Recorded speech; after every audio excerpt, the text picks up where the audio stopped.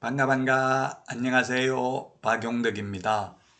2023년 제34회 공인중개사 시험대비 제1회 방문각 모의고사 해설 강의 마지막 시간입니다. 자, 31번 문제부터 보겠습니다. 부동산 거래 신고에 관한 설명으로 틀린 것입니다. 1번 신고관청은 부동산 거래 신고의 내용에 누락이 있는 경우 신고인에게 신고 내용을 보완하게 할 수 있습니다. 그리고 2번 거래 당사자 일방이 신고를 거부하면 다른 당사자는 국토교통부령이 정하는 바에 따라서 단독으로 신고할 수 있습니다. 사회수와 계약서 사본을 제출해야 되죠. 자, 그 다음에 3번 신고관청의 요구에도 거래 대금 지급 증명자료 제출하지 않는 경우는 취득세 500 아니라 3천만 원 이하의 과태료입니다. 그래서 3번이 틀린 정답이 되겠습니다. 거래 대금 지급 증명자료 외의 자료 제출 안 하면 500만 원 이하의 과태료죠. 거짓 신고하면 5% 이하 과태료고요. 자, 그 다음에 4번에 부동산 매매를 중개하고 매매계약서를 작성 교부한 개업공개사는 부동산 거래 신고를 할 의무가 있다. 중개거래인 경우에는 개업공개사가 반드시 해야 됩니다. 계약 일반 당사자가 국가 등이라도. 자, 그 다음에 5번 거짓 신고하면 과태료 부과 대상이죠. 5% 100분의 5 이하 과태료 부과 대상이 되겠습니다.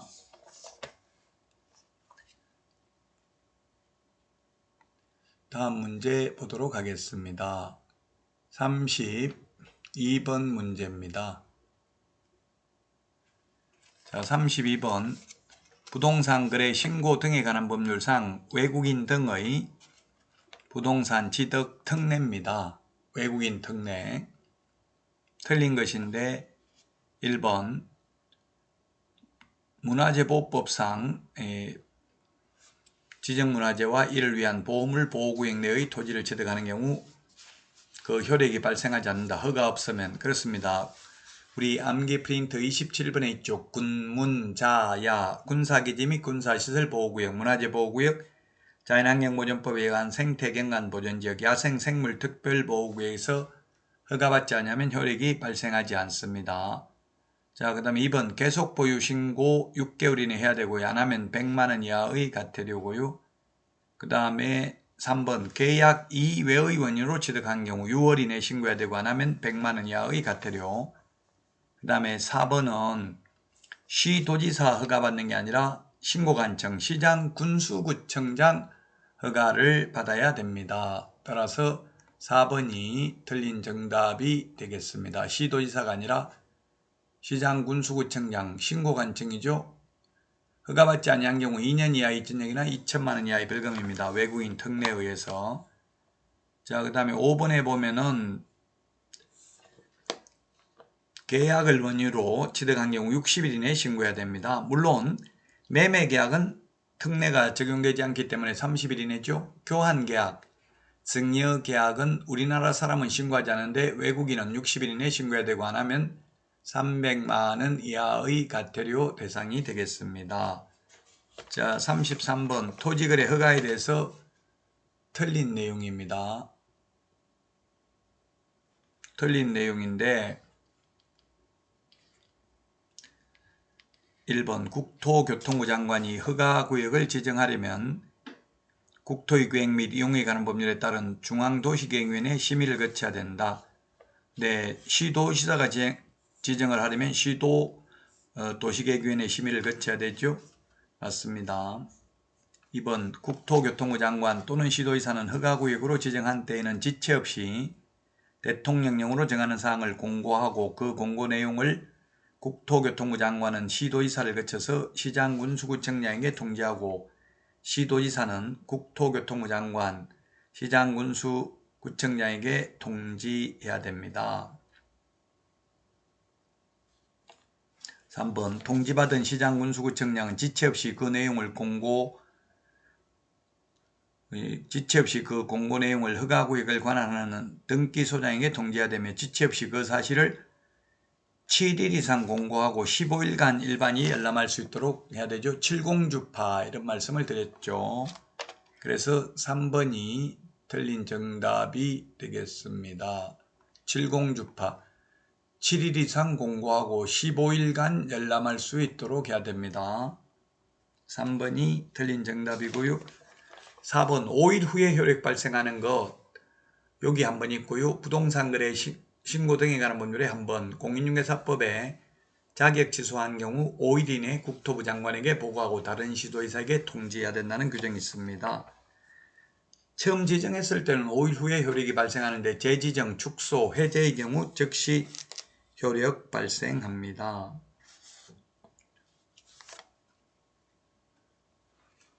자, 그래서 3번이 정답이 되겠습니다. 5번 내용은 옳은 내용이 되겠습니다.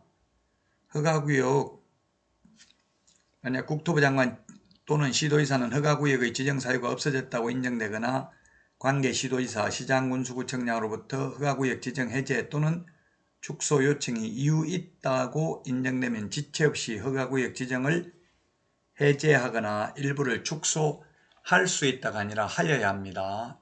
이유 있다고 인정되는 경우에는. 자, 다음은 34번 문제입니다. 틀린 것인데요. 답은 2번이네요. 허가구역은 5년 범위 내에서 지정하죠. 5년 범위 내에서 3년 범위 내에서 X입니다. 5년 최대 5년까지 지정할 수 있습니다. 5년 동안이 아니라 5년 범위 내에서 지정할 수 있습니다. 토지의 투기적인 거래가 성행하거나 지가가 급격히 상승하는 지역에 대해서 5년 범위 내에서 지정할 수 있다. 자, 그 다음에 그 5번에 보면 의견 청취는 재지정의 경우만 의견 청취죠. 처음 지정할 때 축소, 해제의 경우에는 의견 청취하지 않습니다. 재지정만 의견 청취를 해야 됩니다.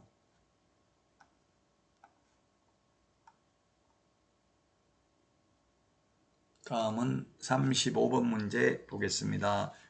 장사 등에 관한 법률인데 틀린 것은 했습니다. 1번 국립묘지 같은 것은 이 장사 등에 관한 법률 적용되지 않고요. 35번에 1번, 2번은 시험에 나온 적은 없습니다. 2번 개인묘지, 가족묘지는 도로, 철도, 하천구역 또는 그 예정지역으로부터 200m 이상, 20호 이상 인가가 밀집한 지역으로부터는 300m 이상 떨어진 곳에 설치해야 됩니다. 1, 2번은 시험에 나온 적은 없고요. 3번 종중, 문중 자연장지를 조성하려는 자는 미리 허가받는 게 아니라 신고하면 됩니다. 허가받아야 된다 X입니다. 허가받는 것은 법인 자연장지 그리고 가족묘지, 종중, 문중, 묘지는 허가받아야 되죠. 문중, 가족, 자연장지는 미리 신고하면 됩니다. 그 다음에 4번 장사 등에 관한 법률 시행 후에 설치된 분묘로서 분묘기지권을 취득한 경우라도 존속기간 30년 제한을 받습니다. 한 번 물론 연장할 수는 있죠. 자, 그 다음에 5번 토지 소유자의 승낙 없이 당해 토지에 설치된 분묘에 대하여 토지 소유자 등은 당해 분묘를 관할하는 시장군수구청장의 허가를 받아 분묘에 매장된 시체 또는 유골을 개장할 수 있다 했는데 지금은 시체라는 말은 쓰지 않습니다. 시신으로 바뀌었습니다. 법조문에는. 시험에 이 문제는 자주 출제되는 문제는 아닙니다. 자, 다음은 36번 문제 보도록 하겠습니다. 매도 의뢰인에게 자료 요구할 수 있는 사항이 아닌 것은 상태에 관한 자료 요구, 내외부 시설물의 상태, 상태에 관한 자료 요구할 수 있죠. 즉 세부 확인사항만 자료 요구할 수 있습니다. 기본 확인사항은 안 되고요. 실제 권리관계, 벽면 및 도배 상태, 일조, 소음, 진동 등 환경조건, 즉 세부사항, 다시 말하면 의뢰인한테 물어보지 않으면 알 수 없는 사항만 자료 요구할 수 있습니다. 취득 관련 조서는 지방세법 보면 알 수 있죠. 그래서 1번이 정답이 되겠습니다. 세부 확인사항만 자료 요구할 수 있습니다. 36번이 1번이고요. 37번 문제 보도록 하겠습니다. 부동산 실권리자 명의 등기에 관한 법률 옳은 것입니다. 1번은 종교단체, 종중, 문중의 경우에는 배우자 명의신탁의 경우에는 언제나 무효다 하면 X죠. 언제나 무효다 X입니다. 조세포탈, 강제집행의 면탈, 법령상 제한의 회피를 목적으로 하지 않는 경우는 유효합니다. 자, 그 다음에 2번은 부동산 가액의 30% 확정금액이 아니라 30% 범위 내에서 부과를 합니다. 범위 내에서 대통령령으로 정하는 금액을 부과하는데요. 위반 기간, 위반 금액에 따라 차이가 있습니다. 자, 그 다음에 이 과징금은 실명 등기 했더라도 부과를 합니다. 5년 이하의 징역이나 2억 원 이하의 벌금에 해당되는 경우에는 과징금을 부과합니다. 4번 과징금 부과받은 신탁자가 실명 등기를 1년 이내에 이행하지 않는 경우 부동산 평가액의 10% 또 1년 지나면 부동산 평가액의 20%를 부과합니다. 그래서 매년 부과한다 X입니다. 딱 두 번만 부과합니다. 5번이 정답이네요. 명의신탁자는 5년 이하의 징역이나 2억 원 이하의 벌금이고요. 수탁자는 3년 이하의 징역이나 1억 원 이하의 벌금입니다. 요건 기출문제입니다. 민법에는 이런 벌칙이 출제된 적은 없죠. 공인중개사법이 외려 더 어렵게 출제됐습니다. 실명법은. 자, 다음은 38번 문제입니다. 주택임대차보호법에 대해서 틀린 것입니다. 디귿 틀렸네요. 디귿. 최우선 면제는 주택 낙찰대금, 매각대금의 2분의 1 범위 내에서 최우선 면제받습니다. 우리 암기 프린터 56번에 보면은 2분의 1, 3분의 1, 5분의 1 정리되어 있습니다. 다음에 리얼입니다. 묵시적으로 갱신된 경우 임대인은 언제든지 계약 해지를 통지할 수 있다 했는데 임차인이 언제든지 해지를 통지할 수 있습니다. 따라서 3번이 정답이 되겠습니다. 그 기억은 대항력은 다음날 생기죠. 다음날. 저당권의 효력은 당일날 생기고요. 그래서 대항하지 못합니다. 기억의 경우. 그 다음에 니은은 만약 2년 계약했으면 중간에 주인이 바뀌어도 세입자는 바뀐 주인에게 임차권이 있음을 주장할 수 있습니다. 임대인의 지위가 승계됩니다. 다음은 39번 문제 보도록 하겠습니다. 상가금 임대차보호법 틀린 것은 했는데 답은 3번이네요. 답은 3번이 틀렸습니다. 사업자가 폐업신고를 하였다가 다시 같은 상호 및 등록번호로 사업자 등록을 한 경우 종전 대항력 및 우선 면제권은 그대로 존속한다 했는데 그대로 존속하지 않고 새로 사업자 등록을 신청한 다음날 대항력이 생깁니다.